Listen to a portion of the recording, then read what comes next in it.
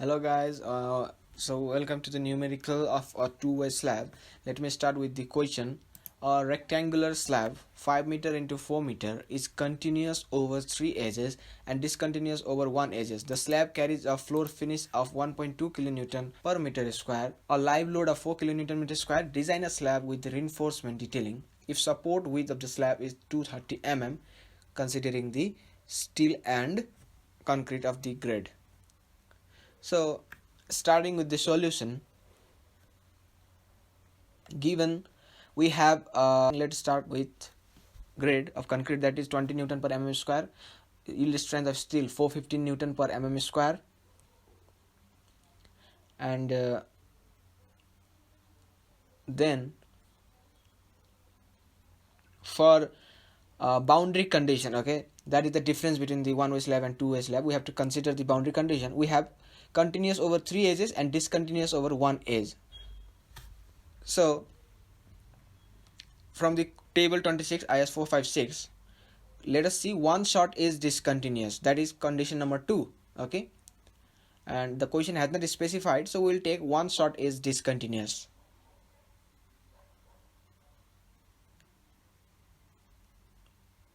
So let me draw the plan of the slab with continuous over 3 edges and discontinuous over 1 edge. So continuous over 3 edges, that means continuous means the bar will be continuing in the 3 edges. So let me draw in the smaller section so you will understand. See, it is continuous over 3 edges and discontinuous over 1 short edge. So this is the slab we are considering. This is the edges which are continuous. You can see it is continuing in the 3 edges, but it is discontinuous in the 1 short edge. So in such case, the beam will run, if it is resting on the beam, it will run in 3 edges with the continuation. Okay, but in this section or in this edge, the beam will end. There is no further continuation of the bars from the slab into the beam. Okay, so this is what I am trying to explain you. So the center line of the support on which the slab rests, this is Ly considering the longer edge, and this is Lx considering the shorter edge, 5 and 4 respectively. So now let's go to the design procedure. From serviceability requirement, we'll find the depth using the ratio of length to depth.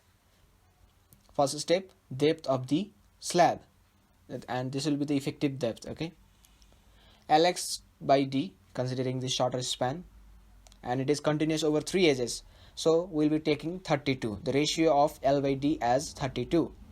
Okay, so 32, and then substituting the value, we get d, which is the effective depth, 4 by 32, and finally this comes as 0.125 meter, which is nearly equal to 125 mm, but adopting a greater value 130 mm for the safety. Okay, so the second step is to find the effective span, and effective span is calculated by using the Codal Provision. From code we have the length to be taken as the smaller value of clear span plus effective depth or center to center distance, and it has to be done in for the both axes. So for x-axis, let us find clear span plus effective depth dx. So for along x-axis we have 4 meter plus depth, that is 0.13, and finally this comes as 4.13 meter. And for the second case, the center to center distance, that is the clear span plus inclusion of the bearing width, that is on which the slab rests, and the question has given as 230 mm. It may be a wall or it may be a beam. Okay, as we consider, so this comes at 4.23 meter. So taking this smaller value, we get 4.13 meter Lx. Similarly for y-axis, we can do the difference will be the effective depth along y-axis. Okay, so clear span plus effective depth dy, this is 5 meter plus along y-axis the effective depth is 0.12, 5.12 meter. I have already discussed about this concept in the one-way slab because it is due to the inclusion or providing the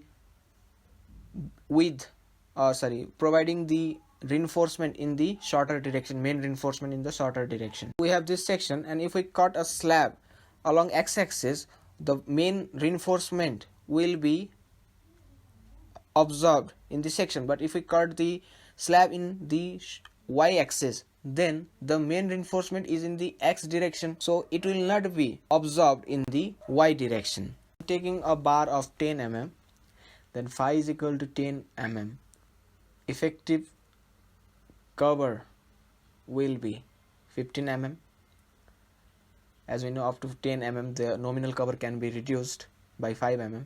Then overall depth d is equal to 130 plus bar size divided by 2, 10 by 2 plus effective cover, nominal cover, so we get this as 150 mm. Okay, so that is the effective cover. So dy is equal to d minus phi. Okay, 130 minus 10, 120 mm, as I will discuss about the effective depth along y-axis and x-axis. Okay, this is because reinforcement are provided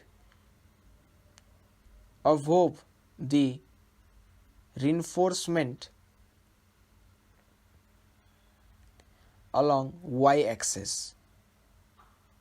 Center to center distance is equal to 5 plus 0.23 divided by 2 plus 0.23 divided by 2 is equal to 5.23. So this value smaller is taken. Now step number 3, that is find or calculate total load acting on the slab. So load on the slab. For design of slab, we consider a section of 1 meter with width, depth d, that is the effective depth. So we will be designing the slab per unit meter and design as a beam of 1 meter width. The steps are similar to that of the 1 meter of the beam. So as I said, we will divide this into a number of beams of unit width 1 meter. So let me take a section, then 1 meter width, and this as the effective depth. So this is the section of the slab per unit meter slab. Then the load acting on the slab are calculated in terms of meter per meter. So live load per width of slab, that is per width of 1 meter. So live load acting was 1.2 kilonewton per meter square, then acting on 1 meter will be 1.2 kilonewton per meter. Similarly, the live load per width is equal to 4 into 1 divided by 4 kilonewton per meter. Sorry, this is the floor load, that is the floor finish. Self weight of the slab, which is gamma concrete into gross area. So for concrete we will be considering this as 25 into b, we are taking a 1 meter, and this as depth, which is overall depth. So this is 0.15 meter, we are converting into meter. Okay, just make sure that 3.75 kilonewton per meter is the self weight of the slab. In many cases we don't consider this, which is a great mistake. Okay, so we have to consider the self weight of the slab. Total load is equal to 1.2 plus 4 plus 3.75, that is the sum of self weight, live load and floor load. Factored load, that is the partial safety of factor, which is the main principle of limit state method. So this comes as 13.425 kilonewton per meter. Step 4, to calculate maximum bending moment and shear force, and this is where it is different than that of the one-way slab. So let me calculate the bending moment and shear force, which is the step 4 of the design procedure, with continuous edges. Bending moment along x-axis is computed with alpha x w l e x square. This is the difference between one-way slab and two-way slab, and my is equal to alpha y w l e x square. Make sure the length along the shorter side in both moment formula. Now from table 26 of IS 456, we have to find out the bending moment coefficient, and for 3 edges continuous and 1 short is discontinuous, which is the case number 2. 1 short is discontinuous. We have to take the value for the long span coefficient, which is alpha y. For alpha y, there is a simple value, that is, we will take the negative bending moment coefficient and positive bending moment coefficient. Before that, let me find out the ratio of y by lex. So we have 5.12 divided by 4.13. So this comes as 1.239. Positive moment at mid span, alpha y is equal to 0.028. And the negative moment is 0.037. The long span coefficient are to be taken directly, but for short span coefficient, it has to be interpolated between the ratio, or with respect to the ratio of ley by lex. So it lies between the 1.3 and 1.2. So we will be interpolating between these two values of 1.3 and 1.2. So alpha x plus, that is the bending moment coefficient, so ly by lx. Then we have values, so let us write down 0.039 for 1.3, and this is 0.036 and 0.039. So let us interpolate using in linear interpolation, which comes as 0.0371. Okay, I guess you can do it yourself, that the linear interpolation. Similarly, alpha x minus, that is the bending moment coefficient at the support. So 1.2, 1.3 and 1.239, and the value for alpha x minus is 0.048 and 0.051. So this is what linear interpolation. Okay, we can get this value as 0.049. So we have alpha x, alpha y for both edges and mid span. So mx plus, mx minus, my plus, my minus, that is the moment along both axes with edges and mid span. So mx plus, put alpha x plus, mx minus, put alpha x minus, and my plus, put alpha y plus, and for my minus, put alpha y minus. Other all terms are constant, that is wlex square. So substituting the value of alpha x plus, which is 0.0371, and w we have 13.425 and lex is 4.13. So on calculating this value, I get this as 8.49 kilonewton meter. So this is the moment at mid span along x-axis. Similarly, this 11.21 kilonewton meter, 6.41 kilonewton meter, and finally at this edge of y-axis we have 8.47 kilonewton meter. Now moving on, these are the moments. Now I have to find out the shear force, but before that, let me find or check whether the depth is suitable or the depth of the slab is sufficient to resist this moment. So I will consider the maximum moment among these, and I find that the maximum moment here is 11.22 kilonewton, and with that I will check for the depth. For maximum moment, mx minus, okay, mx minus will be the maximum moment. So moment is equal to 0.36 fck b into d into d minus 0.42 xu. So for Fe415, I can take xu as 0.48 of times of the depth, effective depth. So mx is equal to 0.138 fck bd square. So I have just substituted the value of xu, substituting the maximum moment, which is 11.22, and converting into Newton meter. 11.22 into 10 to the power 6 and other terms are 0.138 20,000 into d required square. So that is the depth required. I'm just finding out the required depth to resist that moment. So it is 63.75 mm, which is less than that of the value we have calculated or provided.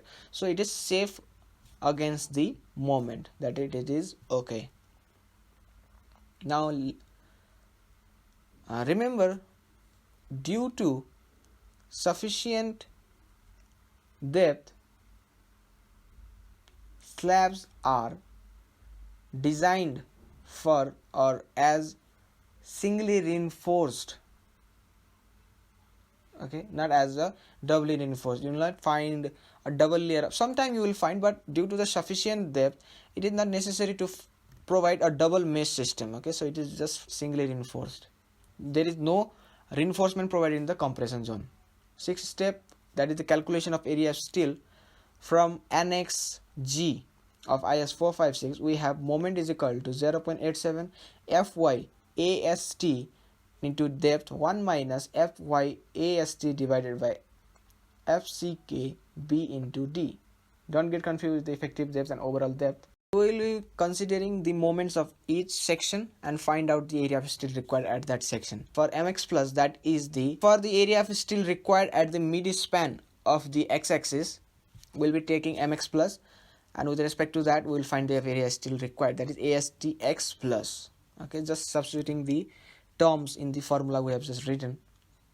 Now substitute the value for MX plus, that is the moment at the positive of the x-axis. We have the value as 8.49 into 10 to the power 6, just converting into Newton meter, and substitute other terms. We have to find ASTX plus, that is the area of steel required. Depth is 130, that is the effective depth. Okay, other terms you can understand here. B is the width, that is 1 meter. So on solving this, okay, you can just solve using the calculator by using the equation mode. I'll show you how to do this. 8.49 into 10 to the power 6 is equal to, is equal to 0.87 415 into ASTX, which is the unknown term. So just take any constant term from the calculator. So taking x into 130 bracket, don't get messed with the bracket. Okay, 415 into AST, that is again x. Okay, and this is 20 into 1000 into 130. Don't forget to close the bracket. On solving, just take a value near to the term. Okay, we get 183. So this is the area of steel required,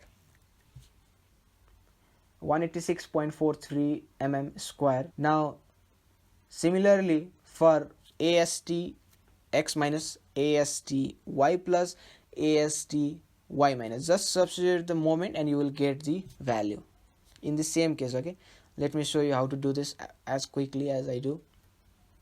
Mx minus, that is 11.22, just press the solve button now. Okay, on calc button. So we get this as 248.9 mm square. But for y there is a little bit difference. Okay, I will show you what is the difference. Firstly, you will put the moment along the my plus, that is 6.41, and the difference here is with the depth, because along y axis we reduce the bar size. Okay, for x axis it was 130, but now it is 120. So let me put 120 here. Okay, 130 is converted, changed into 120, and for here also we'll put 120. Now just press this calc button and then we get 151.94 mm square. Similarly for ASTY, just change the moment. Okay, for AMY minus it is 8.47. So let me delete that. This comes as 202.61 mm square. So we have found the area of steel required. These are the minimum area of steel required. And from the Codal provision, minimum steel for the slab is 0.12% of BD, that is gross area of slab. So we are using the per meter. Okay, don't get confused, we are using per meter. So 0.12 divided by 100 into 1000 into 150 overall depth, this is 180. So the minimum area of steel required at any section of the slab is 180 mm square. Okay, so we have one value which is less than 180. So directly we will provide that as 180 mm square, that is ASTY plus as 180 mm square, and other will be remaining as it is. Now let us go to the next portion, that is spacing for each steel setup. Okay, either that is in the mid span or in the edges. Spacing for x-axis at support and at mid span. So starting with that support, ASTX minus, that is the provided value, which is, and we have the width 1000, ASTX minus AST individual bar. Okay, that is the provided value and that is the individual bar. We are providing a size of 10. So area of steel of individual bar. Okay, let me take using 10 mm bar, pi into d square, that is 10 by 4. We get this value as 78.53 mm square. Now 1000 divided by AST, 248.9 divided by 78.53.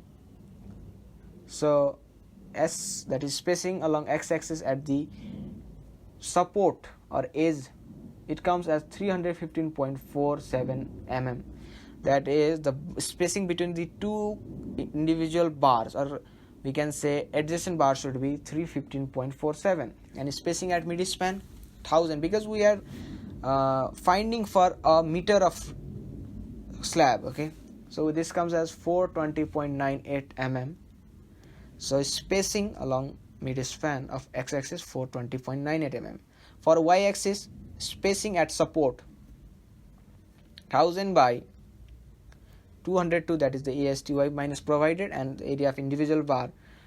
This comes as 387.63 mm. And for the mid span,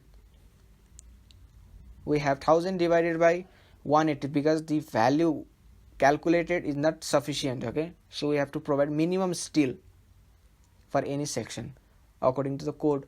So we find out the spacing for all sections of the slab. There is a provision for the spacing that should not be less than 3 times of the effective depth, 300 mm. Okay, 3 into 1 30, so which comes as 390 mm. We will be providing this spacing as per the, or considering the Codal provision as well as the workability at site.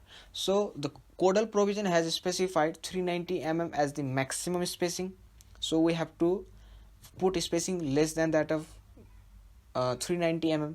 So let me take 150 mm center to center spacing along x-axis at the support, and providing 10 mm bar at 175 center to center spacing along the x-axis at mid span. Okay, just make sure that you provide smaller spacing at the support, and similarly 10 mm bar at 200 mm center to center spacing at y-axis at mid span. Y-axis is the longer edge, it will have a less load in comparison to x-axis, so you can provide a greater spacing than that of the x-axis. Similarly for mid span, we will provide 225 mm center to center. So this spacing is based on the Codal provision as well as the field workability. As I said, these are the commercial proposed spacing. Okay, then ASTX plus, let us check whether it is sufficient or not. ASTX plus spacing for x-axis, just it is an interchanging the formula. Okay, so 1000 divided by 175 divided by 78.8. now the area of steel from this spacing should satisfy the required area of steel, which is 4, and we find this as 450.28 mm square, which is greater than that of the value required, so it is okay. Step 7, check for shear. Okay, Vmax is equal to WL by 2, and make sure the effective length along shorter side 13.485, because we have the load, and 4.13 divided by 2, we get this value as 27.72 kilonewton. Now let us find the shear stress Vmax by BD, that is the area, effective area of slab. 22.72 into 10 to the power 3 divided by B is 1000 and D as 130 mm. So we get this value as 0.21 Newton per mm square. So for tau C, that is the shear strength of concrete. So sorry, this is tau max, that is the maximum stress acting, and tau C is the shear stress of concrete, shear strength of concrete, and it is calculated with respect to the ratio of AST by BD percentage. And for AST taking we 450.28, that is the area of steel for mid span along x-axis, and 130 this, we get this value as 0.346, that is simply 1, okay, 10 to the power 0.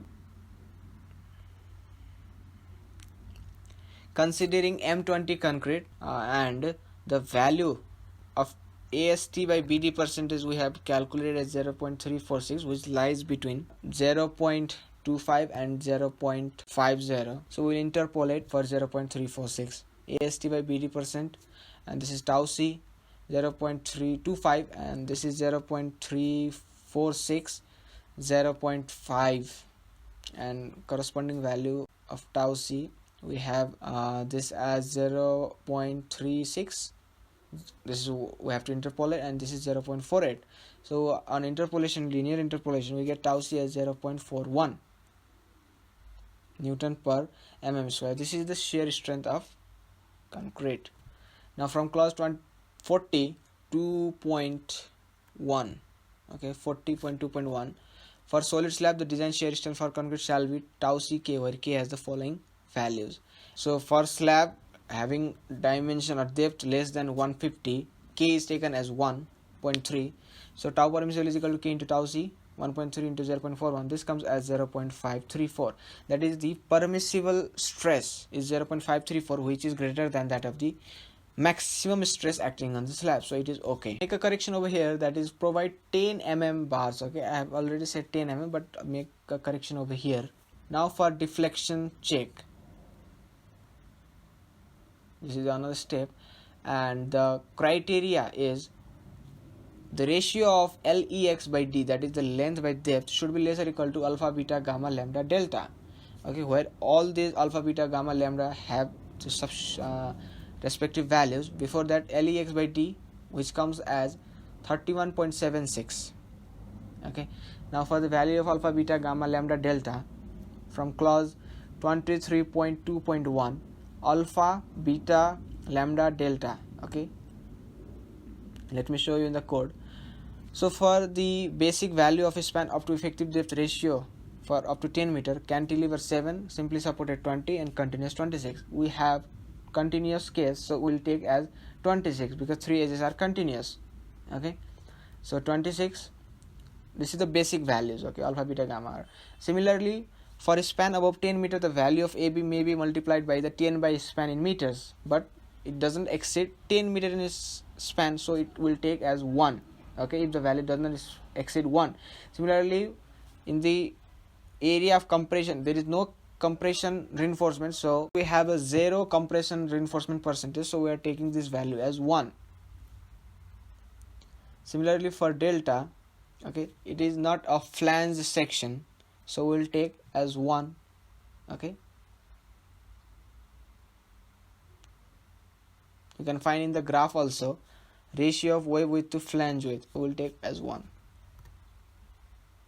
But for gamma, okay, it has to be computed with respect to the case. Here we have, depending on the area and the stress of steel of retention reinforcement, the value of A may be modified.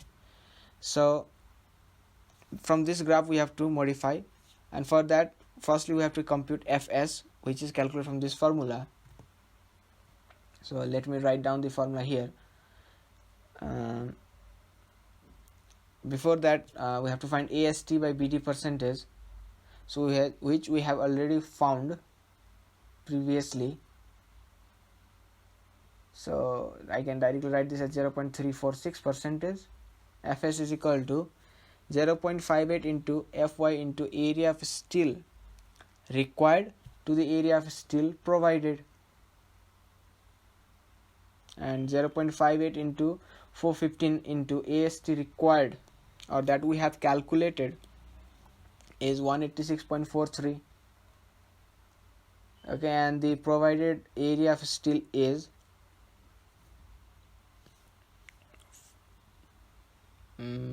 let me see, it is 450.28. okay, we find the value of Fs as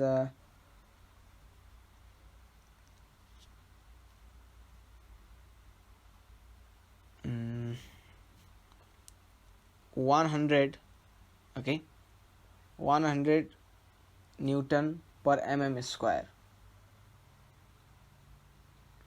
Now from the code, let me see here in the graph, okay, for Fs as 100 and percentage of steel reinforcement is 0.346, take gamma as 2 for the AST by BD percentage as 0.346 and Fs as 100. okay, now L by D, which is 31.76, and alpha beta gamma delta, this is 31.76 less or equal to 52, because 26 into 2 it is 52, which is okay. So the ratio or the deflection criteria is satisfied. Now let us, the next step is development length.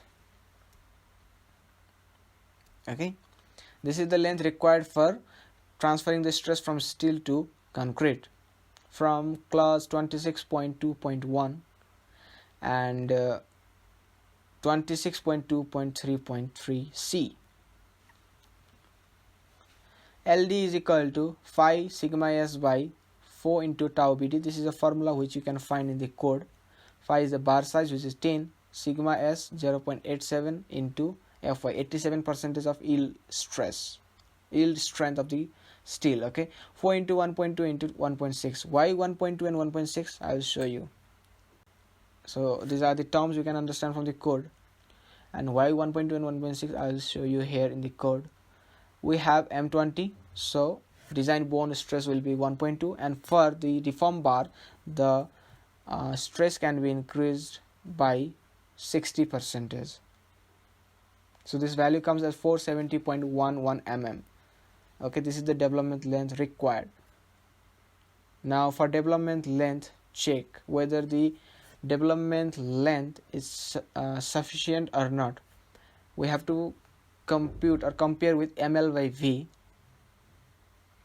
okay, you can find this in the code, ml by v plus l naught, where l naught mv is the moment of resistance and l naught is the anchorage length, v is the shear force. ml is equal to moment of resistance, so it is computed 0.87 Fy AST by 2 into d 1 minus dy by AST by 2 FCK BD. Simply it is from NXG, only the difference is that the area of steel is divided by 2, because the reinforcement does not continue throughout the slab. okay, it runs to a half section only.